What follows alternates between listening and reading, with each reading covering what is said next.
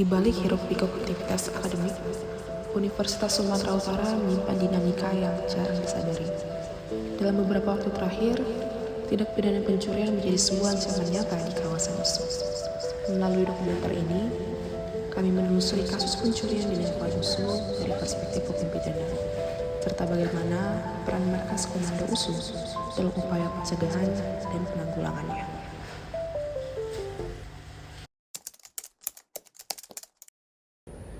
Ingin bertanya Bang kepada Abang selaku koordinator keamanan di USU Bang. Yang pertama itu tadi lebih kebanyakan tidak pencurian kendaraan sepeda motor yang tidak berada di lokasi parkir kendaraan. Ya, baik. Yang kami lakukan, saya ada menerapkan dua pola, yaitu pola patroli ganjil genap, yang dimana ganjil itu adalah petugas keamanan yang jadi outsourcing, dan yang genap itu adalah dari petugas keamanan yang organik langsung pegawai USU-nya. Jadi per 1 jam sekali itu mereka menggunakan patroli, baik itu yang ganjil sepeda motor, yang genap itu menggunakan mobil patroli. artinya itu kalau di parkiran di luar daripada pengawasan Mako sendiri atau gimana? Iya, jadi yang di luar parkir itu terkadang adanya mahasiswa juga hanya ada kegiatan kepentingan mereka hanya sebentar, namun mereka tidak mau parkir di kendaraan yang ada petugasnya. Kemudian apabila mahasiswa tadi parkir di kendaraan yang ada petugasnya, otomatis petugasnya akan meminta bukti kendaraan berupa STNK. Jadi khawatirnya mahasiswa tadi karena tidak memiliki STNK, makanya mereka parkir di luar parkir yang sudah disiapkan. Pertama, kedua, USU juga memiliki, selain juga mahasiswa USU, ada juga mahasiswa Polmed, yang dimana sama juga halnya ketika masuk ke area parkir, mereka wajib menunjukkan STNK apabila keluar dari kendaraan, dari lokasi parkir yang sudah disediakan. Polmed bukan bagian dari USU, tapi ranahnya karena USU-nya tadi di dalam Polmed, ketika di teman-teman dari pihak kepolisian mereka beranggap itu bagian dari USU juga. Makanya kita kasih kejelasan kepada pihak kepolisian bahwasanya Polmed itu adalah mereka instansi tersendiri di luar dari USU. Namun karena Polmed tidak menyediakan parkir yang tidak ada STNK-nya, maka daripada itu mahasiswanya juga tidak parkir di area Polmed, maka mereka parkir di luar seperti di Jalan Pitu 4 ataupun di parkir barat atau di Pitu 3 samping Auditorium.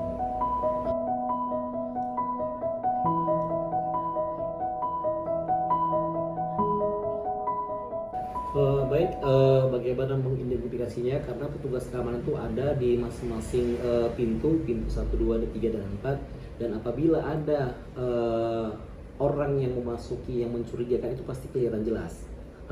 Jadi kita mengikuti sejauh mana mereka melakukan sweeping ataupun melihat parkir yang tidak ada petugasnya.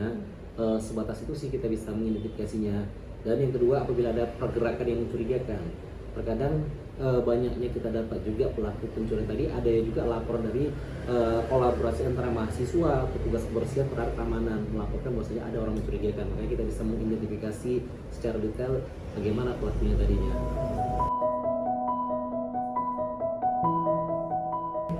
Baik, berarti CCTV itu pintu 1, 2, 3, dan 4 itu ada. Namun harus kita ketahui CCTV tadi adalah alat bantu setelah kejadian, bukan itu menjadi potensi untuk mencegah pencurian.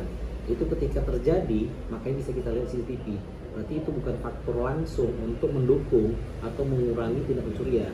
Pertama, kedua, alat CCTV tadi berdasarkan mungkin resolusinya tidak akan bisa langsung memproteksi atau mengidentifikasi bahwasanya benar itu sepeda motor yang telah hilang.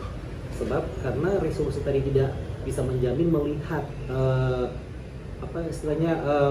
nomor polisinya, BK-nya tidak bisa diidentifikasi langsung.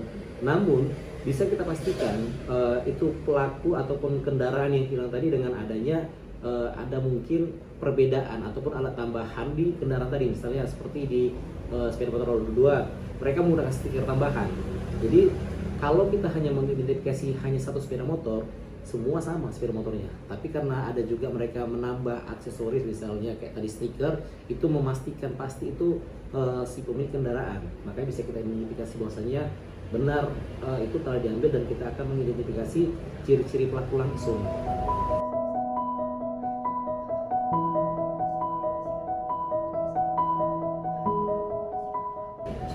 Jadi sembari saya selaku staf keamanan sebelumnya, saya udah mengidentifikasi, melihat bahwasanya rayon untuk pihak kepolisian di seputaran wilayah Padang Bulan itu adalah Polsek Medan Baru.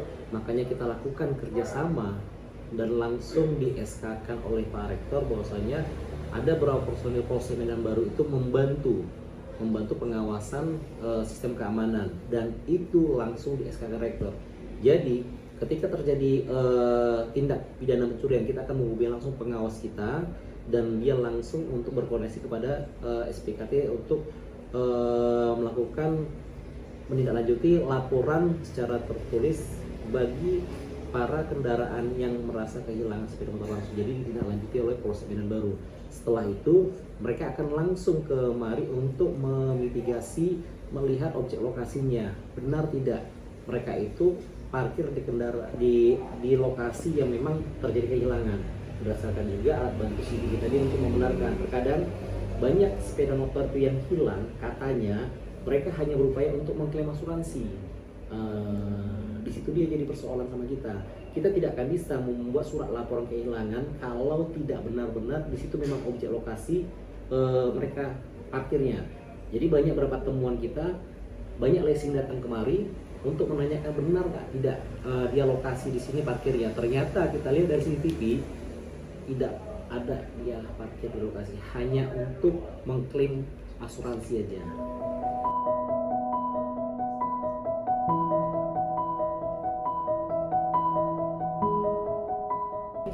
Ya, itu sebenarnya sangat efektif. Pemeliharaan tadi kan mungkin bisa menambah pola untuk parkir kendaraan, seperti melakukan portal yang sekarang di ekonomi. Portal itu agar tidak mahasiswa itu langsung menunjukkan STNK, mereka hanya menggunakan ID card mereka untuk pintu masuk dan keluar.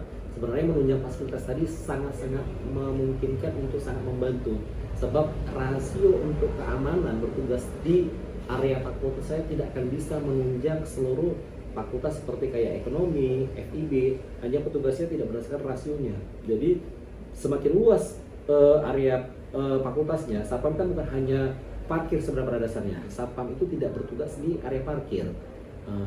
Namun Satpam itu adalah untuk membantu mengamankan inventaris tempat tugasnya, bukan parkirnya. Itu pada dasarnya, karena Satpam itu bukan tugas parkir. Kalau petugas parkir ada petugas langsung, namun karena berdasarkan kekurangan rasio, jadi petugas keamanan tadi menjadi petugas parkir. Sebenarnya sangat membantu sih untuk sarana fasilitasnya, itu sangat membantu, apalagi ditambah juga dengan adanya CCTV, kemudian juga lokasi parkir yang ditempatkan. Misalnya kalau parkir sepeda motor sama parkir mobil, itu akan sangat mengganggu sepeda motor, parkir mobil.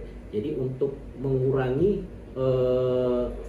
celah untuk luasnya area untuk diamankan oleh petugasnya langsung, itu sih pada dasarnya.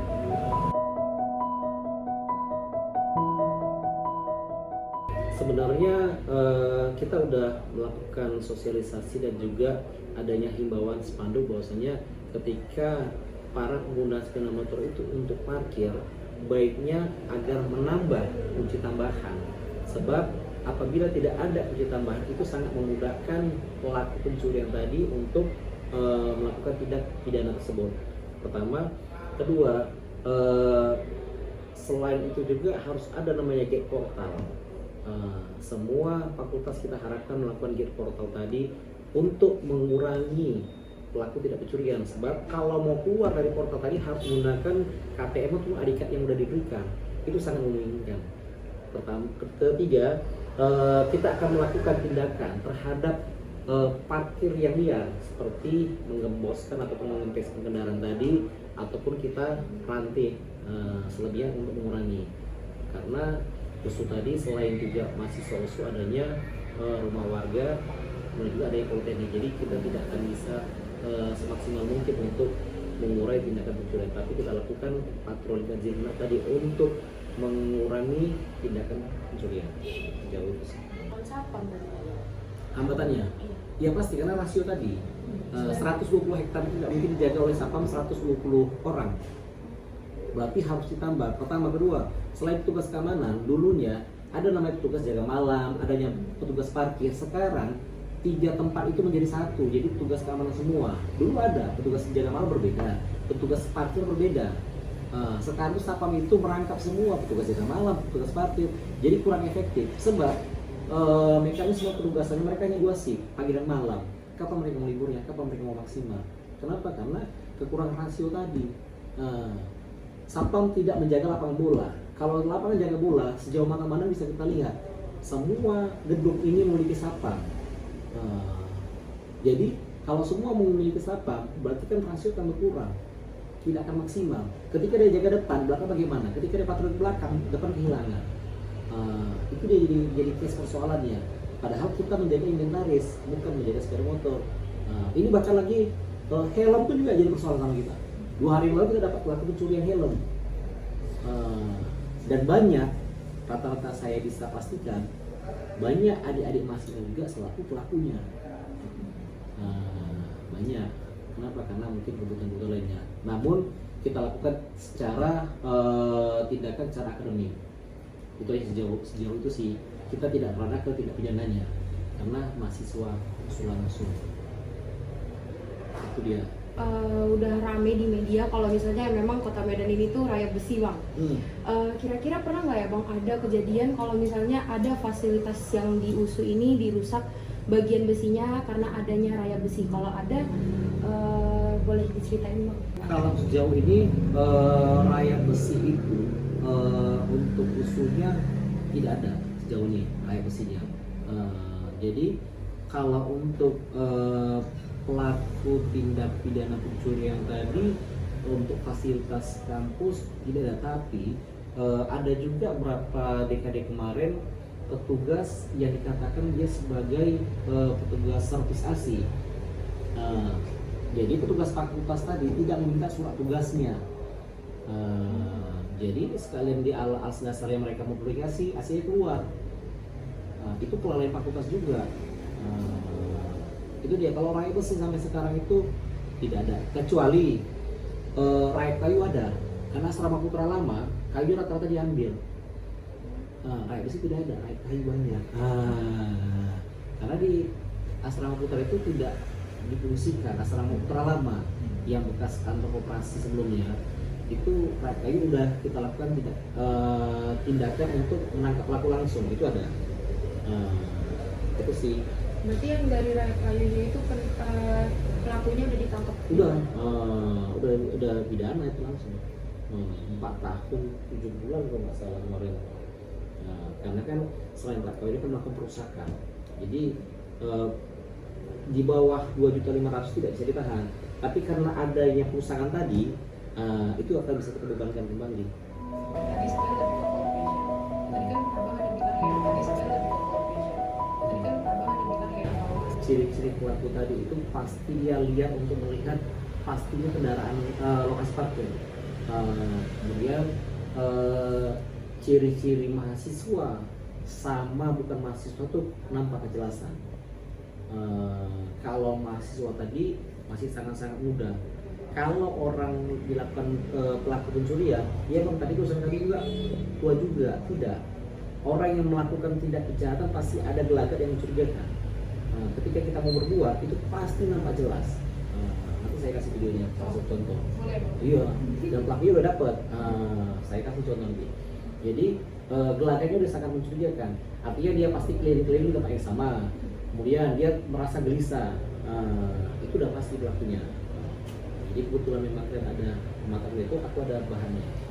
Nanti saya kasih nanti langsung. Dan pelakunya udah ketangkap juga di hari itu juga. Itu berdasarkan dari mana? Adanya laporan juga dari clean service. Kita akan pantau dari CCTV dan kita ambil tindakan.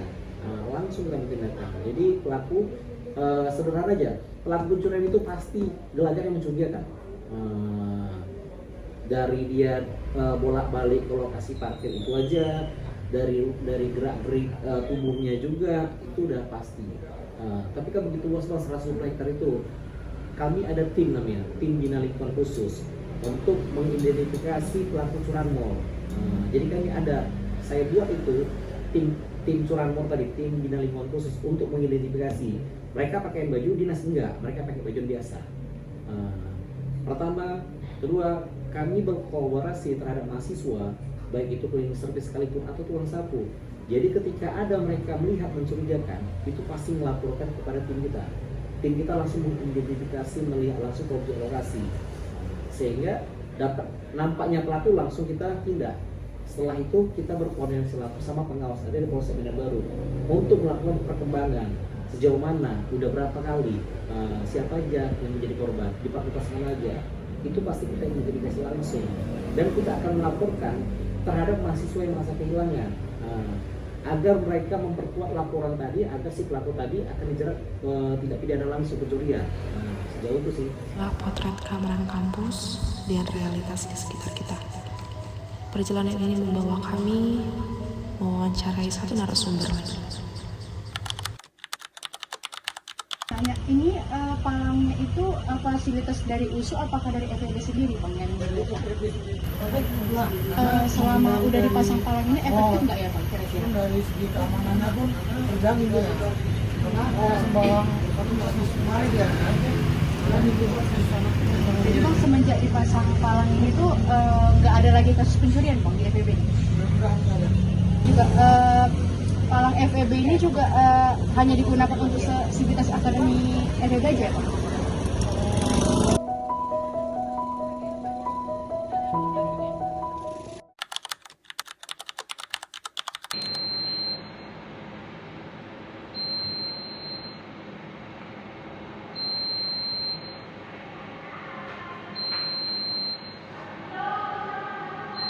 Oke, udah bisa nih.